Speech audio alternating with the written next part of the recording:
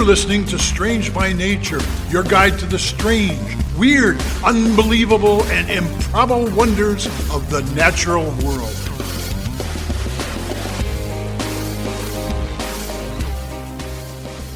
Hello everyone, thanks for being here today. I am Kirk Mona and I am joined today by Rachel Ginza and Victoria Thompson. We are all professional naturalists who together have scoured the world for weird and wonderful wonders just to please your mammalian brain's desire for novelty. Isn't that nice? Let's do this. Everybody, so excited to be here today. I gotta tell you, I literally just returned from a trip out west to the Badlands in Yellowstone, and I gotta say, wow, was it ever dry. Really? Tell us more. Oh, yeah, like it's not dry here, right? But I was staying in Montana and South Dakota, and the earth was just parched and cracked. We did get a tiny bit of rain where I was in Paradise Valley, but it essentially evaporated either before it hit the ground or immediately afterwards. Right. It had also been really hot, and we're in a drought back here in Minnesota before I left. But even when it was hot and rainless, there were still days that were humid, right? Like even if there's no rain. Right. I'm not necessarily saying that's a good thing. In fact, one of our friends who lives out there by Yellowstone had commented on one of the reasons he left the Midwest was that the humidity was so awful, and it was something that he just did not miss at all about living here. I certainly love going outside and just standing there and becoming sweaty. Truly a favorite of mine. I love that too. It's amazing what we have in common. Yeah, it's so lovely. So as you can imagine, I've been thinking a lot about humidity lately, either because there's been far, far too much of it or far too little. And it occurred to me that for much of my life, humidity was something that kind of confused me. I think maybe my educational science upbringing in school didn't really explain the concept of humidity or water vapor well, or maybe I just wasn't really paying attention. But anyways, even as an adult, it didn't make perfect sense until I took some time to kind of relearn it and learn some interesting things about it. So if you kind of go back into the Wayback Machine here and you think about elementary school or grade school, we all learn about solids and liquids and gases, right? Mm-hmm. Yeah. And I think therein lies some of the problem, because it's actually a really complex topic that's probably covered far too simply and kind of dumbed down because it's taught at a very young age, sometimes like second or third grade or something like that. So Right. I think we remember this sort of basic idea that water freezes at 0 centigrade and boils at 100 Yep. or 32 and 212 if you're being wacky and using Fahrenheit. Why? I know, right? And we talk about water a lot because it's one of those simple things we see a lot, so we tend to understand it. But I think Liquid of because life, because we use water as an example, it leads to this idea that those two numbers are somehow magic numbers that cause a state change, like when you cross that line, and they are these absolute lines. So we tend to think that water is always frozen below 0, and it doesn't become a gas until it reaches 100 Celsius. And this isn't really correct. I think the misconception from childhood probably threw me off for a good many years. I thought that water turned into a gas at the boiling point, which, let's be fair, it does. Yep, it does. But Yes. it can also turn to a gas and stay a gas at much lower temperatures, Uh-huh. which I don't guess think that makes we always sense. we think about the boiling point is where that transition takes place, but it can take place at many temperatures. We think of water reaching 100 centigrade and then becoming a gas. So the natural logical assumption is that if it goes back under 100, it will revert to being a liquid again, and that's simply not the case. Water can exist as a gas at much lower temperatures than 100 centigrade, and boiling point is simply the point at which adding more heat to a liquid causes it to turn to a vapor instead of increasing the temperature, okay? So it's not the exclusive temperature at which water can be a gas. It's simply the point at which it can no longer remain like a liquid. And that's a very important distinction. Okay. We can we can see this in action every day. When you talk about like sort of, you know, theoretically, it's like, okay, like what are you talking about? Think about if you leave a glass out on your counter, right? Even if it's only 10 degrees centigrade, if you leave it there for a week or a couple days or whenever and come back and look, it will be gone, right? It will have evaporated and become a Yep. gas in your house or outside or wherever you left it, right? I have a fish So- tank in my room that proves this. Yeah. Keep having to refill it. So we definitely know from experience that water can become a gas and stay a gas well under the boiling point. Okay, now this may be logical, but I think I had this idea for a while that the humidity in the air was actually like a liquid form of water, which I know doesn't really make sense when I think about it, but I think I had the impression that like steam was the gaseous form of water and water vapor was just very tiny bits of solid water that was like spread out and suspended. Okay. And that's wrong. But to be Yeah. clear, I think this is where the confusion comes in. That is what clouds are, right? Clouds Right. are water vapor, a gas that has condensed into a solid form of water. Or it's not solid, a liquid form of water, right? So, I mean, it's Right. more solid than the gas. It's liquid, but it's spread out, like you were saying. Yeah.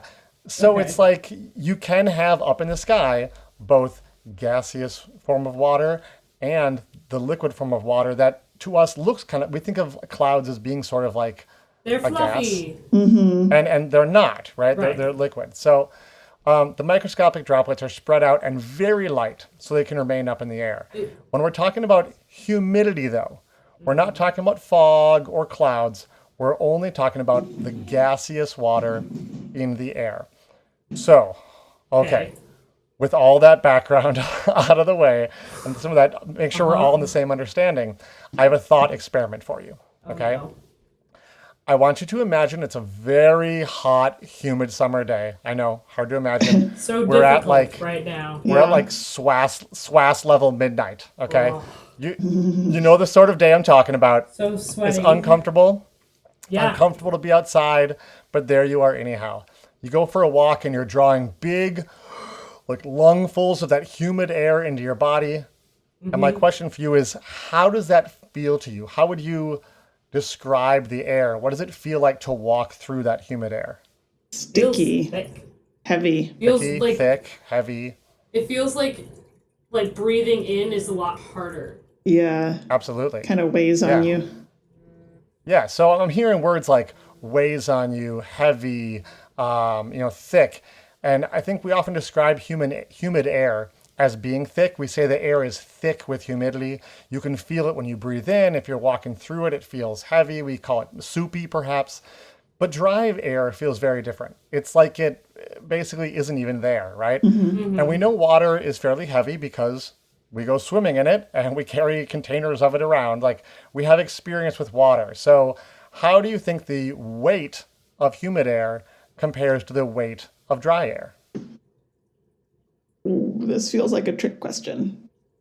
I want it to be heavier, Kirk. I want it to be heavier, but it isn't, is it? Well, this is one of the weirder, No. non-intuitive things I've encountered It in my time feels as a naturalist. heavy. It sure Kirk. does. You know, I had the pleasure of teaching about weather, and here's Why? my little fact for the week. Humid air weighs less than dry air. That doesn't really make sense.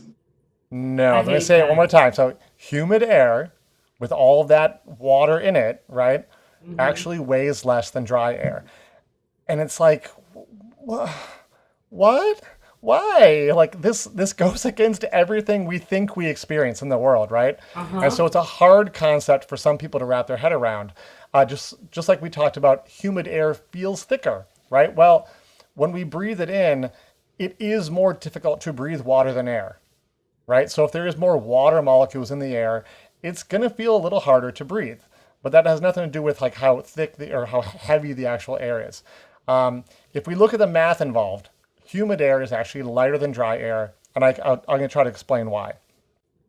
Liquid water is definitely denser than gaseous air.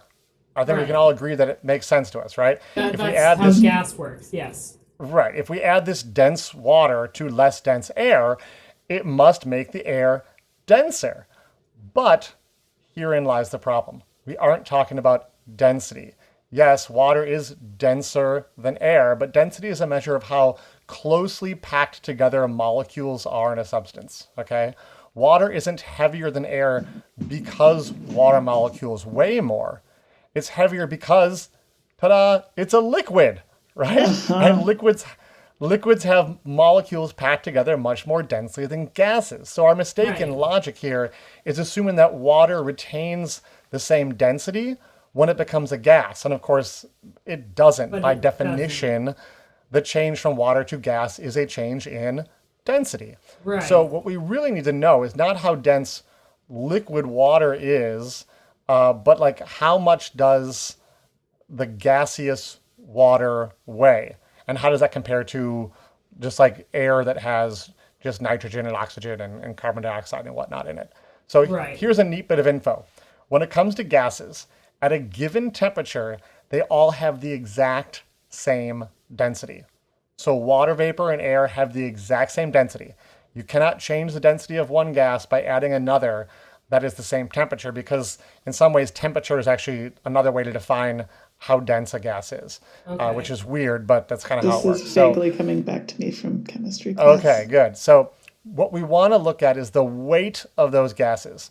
And I think we all know that water is hydrogen and oxygen, right? It retains that H2O molecular bond when it's in its gaseous state. So You just straighten your glasses. That was hilarious. I sure did. we all, Yeah.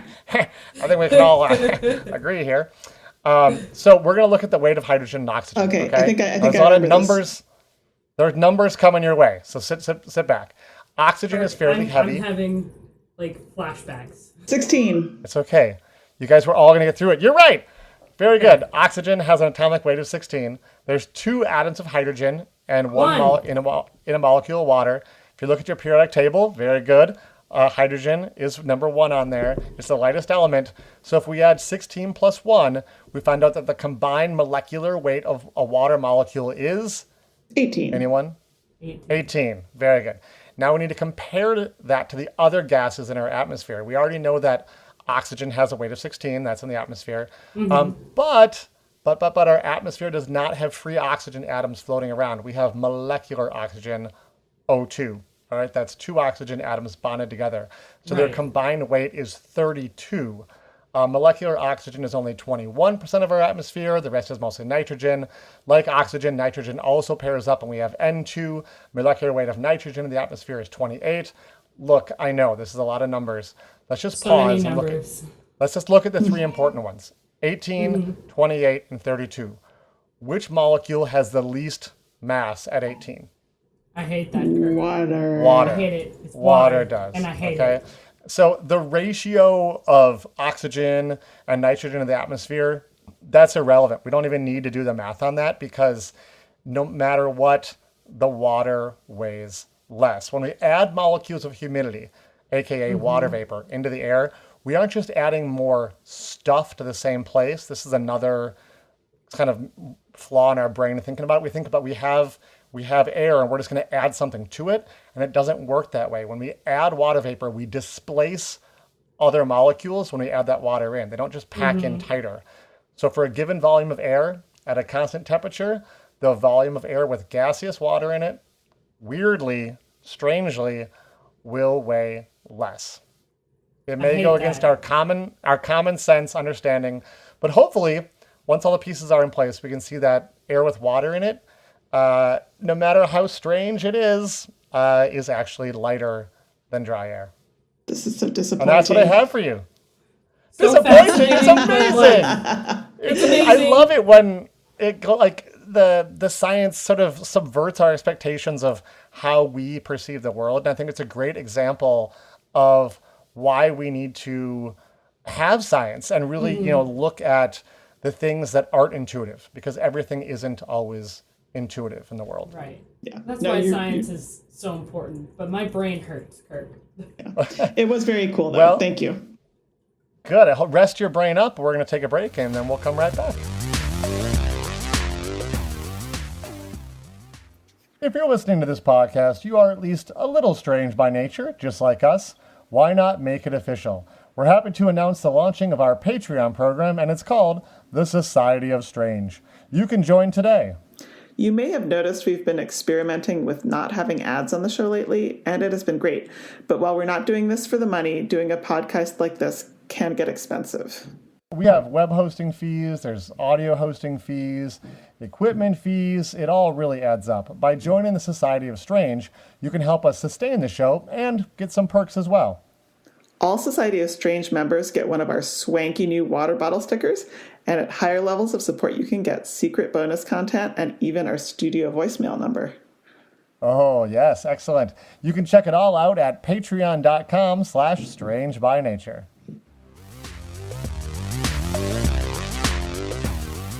All right, today I bring us all the way to the home of Steve Irwin. Whoa, hold on. No. Shocker. Rachel, Stop the presses. are you doing a topic that involves Australia? Yes, I am. This is a so shock. That's Haha! first ever. Never First ever time on the would have podcast. guessed. But I'm going to talk about an animal that Steve Irwin wouldn't mess with. Okay. Okay. There's not many of them. This man wrestled alligators. Like, oof. So this is a large flightless bird. Okay. Right? It is the heaviest bird in Australia, but it's also found in New Guinea, as discovered, I say with air quotes, by the Dutch in 1597, written down in Western Science. Thank you. It's Yep. the second heaviest bird after the ostrich. This week, I'm talking about the cassowary. Oh, they're so yes. cool. They're so cool. And scary. So terrifying. If you would like, What makes them so scary? Excellent. So first off, before we get really in depth, the name cassowary comes from cassu, meaning horned, and wary, meaning head. So horned head, which is from Papuan origin. Papuan. Papuan. Thank you, Victoria, for the win. There are 3 species of cassowary. I'm going to focus more on the generals between the 3 species because all of them are just absolutely wild. Not only that, but the differences between them are really not necessarily minute, but like specific. Anyway, so the largest is the southern or the double wattled cassowary, which stands at 4 to 5.6 feet tall. So Rachel-sized. Me-sized, Yep. yes. Maybe even a little bit bigger. And We up could use to that as like a unit of measure on the show. Rachel. Like they're about one Rachel tall. About a Rachel tall. Perfect. And up to about, the females are 167 pounds, and males are about 121 pounds. Okay? Bigger Wow. The females. largest one. Yep. Larger females. The northern, or the single wattled cassowary, is the most recently learned of, I say, having been learned of in 1860. And again, learned of meaning. Learned of Western meaning science. Western Yeah. science. Thank you. Yep. The smallest of these 3 species is the dwarf cassowary, which stands at 3.2 to 3.6 feet tall and about 63 pounds. So small and tiny. They are most closely related to the emu. They're crepuscular, which means that they're super hard to study because they're fast and they live in the rainforest. That's really thick. So good luck. Yeah. Yeah. I believe I sent you both an email. All right, I am opening my email. Ooh. Excellent. Yeah. It's so colorful. Yes. I Isn't love. it? There's a And Well, wow. dear listeners, there are 2 photos Rachel has sent us. Yes, there are. One is of the whole bird, and one is of a dinosaur foot. With a giant scary claw. This is a I've tried to describe it for you. This is looks like a foot you might expect to see on like a velociraptor, although the claws or the talons, I guess you might call them, are very straight, not curved like you would see in a raptor. And there's an outstretched hand that this foot is sitting on, a human hand, and this is, I don't know, twice the size of a human hand. Yeah, the Yeah, biggest It is. the biggest claw is fully the length of this person's hand. Right. We'll get into that. So All right. this bird, if you can all picture an emu or an ostrich in your brains, it's covered in, it's called a two-quilled, is what they're called, is black feathers. So they look like fine quills. They're very And shiny. it looks a lot like hair. It's very shiny. They don't have tail feathers, and they do not have a preen gland, so they don't preen their feathers at all. So for people to picture this, are Yes. these just that central shaft, or I think it's the rachis of the feather? Is there anything coming off the sides, or is it just like a bunch of shafts that It's a come off? it's a really thin feather. It does have some things on the side, but it's like an outer coating kind of thing. Is my understanding. Okay, so if they don't have that preening gland, they're not having to keep those like flight feathers in good condition or anything like that. So Right. Well, I mean, they Interesting. are as far as I can tell, they are a flightless bird. They are a flightless bird. yeah. They don't need to fly. Right, yeah, interesting.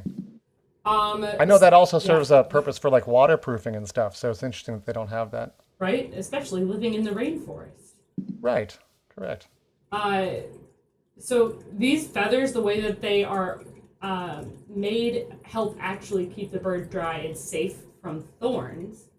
Because there's lots of thorns in this particular rainforest. Their face, I don't know if you noticed, is their face and their neck have very vibrant colors, and it's a very Absolutely. Yeah. big it's a very big difference between the black feathers of its body and the brightness of its face. I would. Generally Yeah, this is speaking, like a blue Yeah. neck with like white on top of the head.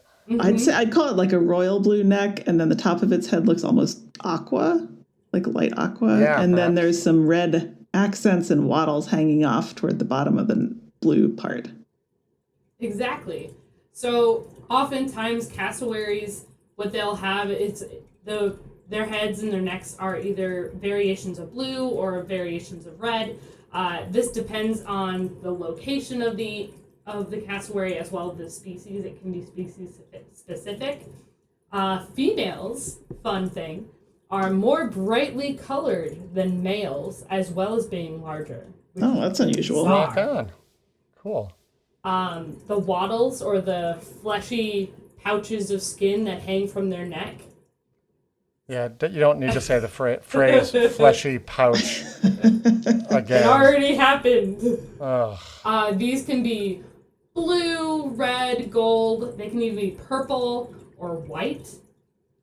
Are you aware, Yes. Rachel? Are you aware? Can they change the colors of those? Like a turkey can change their head coloration? Do you know? I think from what I researched, they can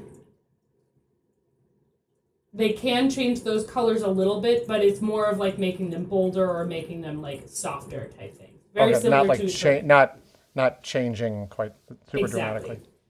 Okay. all cassowaries have a casque or a helmet that develops on their head at about 1 to 2 years of age. I don't know if you both saw it. It's Oh, a yeah. big, Oh, it's hard to It's miss. very hard looks to like miss. it's like a helmet on top Like a of the head. giant Like top hat or something. Right. Or if you think of the, like some boats have a running board that goes down underneath, like that, except sticking up vertically. Right.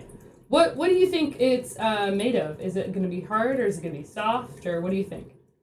I would guess like keratin, like a fingernail kind of deal. Mm-hmm. You're correct Yeah, there. it gives the look of something that was like a battering ram. So It you would looks think hard, but I also know that this podcast is called Strange by Nature, and You're probably going to surprise us. So, Ah. what is it? It is covered in keratin, so you're right on that end, Victoria. But Yay. it's made of a sponge-like material, and is like Sponge. soft, Oh, which is bizarre. And they can get So up to soft 7 on the inches inside or on the actually, like- inside. Okay. Yeah, on the inside it's soft. so what's it for? So weird. What a good question. We don't know. Ooh. Oh, all right. We're not sure what the exact purpose is. It could be dominance, a show of how old they are. It could be protection. It could help with their sound, actually, because their booming, like, call is the lowest known call of any bird. It's almost out of human hearing range. It's so low. Oh, wow. So it's like a Keepers of resonating chamber. cassowaries? Yeah, potentially. Hmm. We don't know. Right. But keepers of cassowaries actually say they can feel the vibrations of that rumble. So when cassowaries feel threatened, they can feel that rumble in their bones. Wow. That would be terrifying. Yeah. This bird is also known as the most dangerous bird in the world. Even Steve Irwin, like I mentioned, was quick to get away from the cassowary. They're solitary birds. They each have a 3-toed foot, which you were describing as a velociraptor foot or a dinosaur foot. That It's got the lizard really- scales all over it. Yeah. Yeah, the really long claw on the end is actually their inner toe, and that can get up to 5 inches long. Whew. And this allows them to slice open a predator or a threat with a single kick. Ugh. Okay? They can also, if you think you can run away, they can run up to 31 miles per hour. Think you can... That's just slightly faster than me. Just a little bit. Think you can climb a tree and get away? Nope. They can jump nearly 7 feet straight up in the air. That, for our listeners at home, wow. that's about 2 Rachel. That's about 1.5 Rachels. Okay. Wow. Think you can swim and get into a pond to get away from an angry cassowary? They can No, swim. I can't. No, They they can swim. But if I fly, they can't follow me up into the air, right? You're correct there. Okay, so as long as I can fly Higher at than least 7 like feet. 8 feet, yeah, 8 I feet, should be you good. should be fine. Okay, Generally, I'll start they will- working on that. Good luck. I really wish you luck. Generally, they'll also use that claw to search for through the forest litter for food. Okay, that's what I was because thinking. they're frugivores. They eat fruit. Wow. On a happier note, when breeding, once the 3 to 5 eggs are laid, which are green, the female will move on to another male, and the male cassowary will incubate the eggs and look after the hatchlings. The incubation is about 60 days, and the hatchlings will stay with dad anywhere from 9 to 16 months. Wow, good dads. Nice. Yeah, they're great dads. Cassowaries in expert care live about 50 to 60 years. It's unknown in the wild my. how old they live. And that's all I have, but I wanted to say the San Diego Zoo had a wonderful animal profile and it was super helpful for research. That's awesome. Very cool. When we return from our break, it'll be Victoria.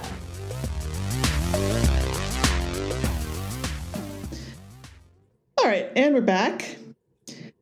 So, as naturalists, many of us frequently work hands-on with reptiles and amphibians. I'm sure you Yes. guys Yeah. do, right? My favorite Every part week. of the job. Yes. One of These, them, I suppose. they're pretty much the most frequent animal ambassadors that a nature center will have because they're pretty easy to take care of, right? Compared to like mammals or birds.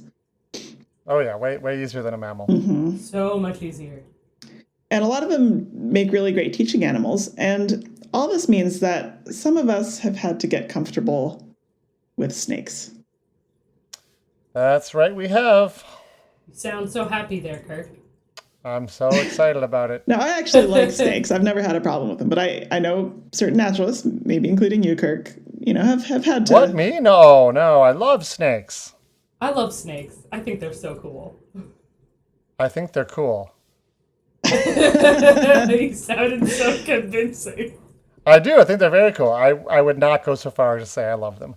I think like a lot of people, they sort of creep me out a little Yeah, bit. You know? a lot of people are afraid but of I've- snakes. Yeah, but I've had, I've had the opportunity, the wonderful opportunity to get to work with them and know that they can be real gentle and wonderful. You see people like snuggling up with pet snakes, and that will never, ever be me. Well, you're in Good to know. good company, Kirk. A lot of people are afraid of snakes, and there's even some evidence that babies they're not naturally afraid of snakes, but they're naturally inclined to be afraid of snakes and spiders. They've done some experiments with that. Now, here in Sounds Minnesota, ethical. yeah, well, I think it was like pictures of, I don't know, whatever. I don't remember the details of that study. Yeah, it was snakes with they showed like little kids the different colored snakes with patterns on them, and they were like more afraid of the ones that had diamond patterns, which tends to be correlated with venomous snakes. Very interesting. I'd love to look at the methodology on that. Yeah. Anyway, Here in Minnesota, there is not much logical reason to be afraid of snakes since there are almost no venomous snakes in the state. And we have timber rattlesnakes in one little corner of the state, but they're pretty rare even in that area. However, in many parts of the world, there are, of course, venomous snakes that can be quite dangerous or deadly to humans. So it's good to have a healthy respect for snakes. This is all to say that probably a lot of our listeners may not be big fans of snakes or may even have a phobia, even though, we all think snakes are really cool and are comfortable at this point handling them. Or tolerant of it, if you're Kirk. Comfortable. It's fine. That's a good word. So, how would you feel about a flying snake? why do you do this, Victoria? You knew there were slithering every week. snakes. Victoria, first you started off a little while back with the flying spiders. Yeah. Uh-huh. Now You're you're going bringing after people all flying of the snakes. You fears, just aren't really you? don't want anyone to sleep at night, do you? It's my I'm nefarious harkening back to, agenda. face mites. Yeah, I'm here to disturb your sleep. So, I'm going to go ahead and make a prediction, though, that what you're going to talk about is not actually flying. Wait, that right? is this might like be the... right. Have you ever read the story Verde? Yes. Is it like that? Kind of. Yeah. We'll get there. All right, I'm excited. So snakes slither, snakes climb. You probably knew about sidewinding snakes. You probably even knew that there were swimming snakes. But you might not have known about the flying snakes. And I am exaggerating a little bit, as you alluded to. The snakes are actually gliding, or to quote the article I read, strategically falling. Beautiful. I'm this going to article, use by the that way, for any time I fall now. Strategically falling. I'm strategically testing No, gravity. you're strategically, you say you're flying. You got to go all in. flying. I was flying. So this is I got a lot of my information from this New York Times article from June 29th, 2020 by David Waldstein. It's really great. You should check it out. But not all snakes do this. So the ones that can, quote unquote, fly are members of the genus Chrysopolia, which lives in the forests of Southeast Asia. And we don't know a ton about them because they tend to stay in the mid canopy of the forest, and they are rarely on the ground. So you don't see them a whole lot. When they fly, it basically can look like a big old snake just sort of falling and wiggling and randomly landing on another tree branch. Strategically falling. Falling. Right. But it turns out the movements are, in fact, very deliberate, and they can fly up to 25 meters or more. So that's Wow. That's like 80 feet. That's much further than I was expecting. Yeah. I mean, I don't know the exact numbers, but that seems fairly comparable to like a flying squirrel who's gliding down. Probably. Yeah. I would suppose so, yeah. So the way it does this is the snake it'll first slide its body most of the way off the branch it's on, and it'll hang on by its tail, and then it'll look to pick the spot it's aiming for. So then it launches itself off the branch. So this is sort of like that story Verdi that you mentioned. But then it flattens out its ribs and it sucks in its stomach so that its whole body is kind of made into a C shape, like concave. And basically it turns its body into an airfoil. And then it wiggles in its snaky kind of way until it lands on its target. I know the listeners can't see this, but I started contorting my body to see how I would do it, as if I was Can you a make snake. yourself into an airfoil, Rachel? I cannot. No, my ribs are very much locked in place, thankfully. Although, if you stick your hand out the car window, which I think we all did as children, right? Oh, yeah. You move it up and down. That's you know that effect and what that feels like. Ooh. That is a fun thing to do. I do it all the time as an adult. Yep. And no one can tell me to put my hands back in the car. As the driver, it is your prerogative. It's my prerogative to lose a limb if I so choose. Back to the snakes, though. But carry on, yeah. Snakes. So some researchers at Virginia Tech were actually able to observe some of these snakes in captivity and to record what happened. And they discovered that these undulations back and forth, in addition to the airfoil shape, were crucial for successful flight. So they actually had high-speed cameras set up from a bunch of different angles, and then they were able to record the snakes and make a computer model of the snake's flight. And then they were able to tweak it in different ways to kind of like take out different wiggles or whatever. Oh, wow. They found there were not just the side-to-side motions, but also up and down waves. And the waves of the side-to-side and the up and down were calibrated to each other. So the up and down were twice the frequency of the side-to-side waves. And they discovered that both of those are crucial for flight stability. And if you took out any portion of that, it would just like collapse in a heap, basically. So it's super cool. And actually, the Department of Defense is really interested in flying snakes for potential robot development. Sure. Oh gosh, I was having flashbacks to the bat bomb story. Bat bombs, No. I don't want the brain Department of went Defense also to like. bat bombs. We're going to deploy the snakes. Okay, if you were an invading force or like in a war and all of a sudden a bunch of snakes drop and they start flying, I would be done too.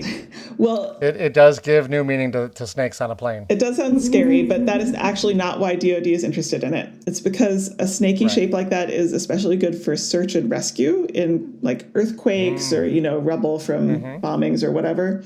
So if you had a robot that could do that kind of thing and then travel to another spot on its own. And fling itself off somewhere. Basically. Yeah. So that's why they're interested. That'd be Cool. awesome. Yeah. So that's what I have about flying snakes today. So cool. Less my gosh. nightmare-inducing. This is so cool. What a great show, you guys. Thanks so much. Yeah. Yeah, thanks. Thanks for joining us, everyone. Talk to you next week. Thanks everyone for listening to today's show. Be sure to subscribe. New episodes drop every Wednesday, and we love sharing this strange world with all of our listeners. If you would be so kind as to leave us a 5-star review, that would be great. It lets other lovers of the strange discover the show. You can reach out to us on social media by searching for Strange by Nature Podcast on Twitter, Facebook, and Instagram. You can send us an email as well. Our address is contact@strangebynaturepodcast.com. If you want more information about the show, you can also check out our website, which is strangebynaturepodcast.com. Until next week, get outside, stay curious, and embrace the strange.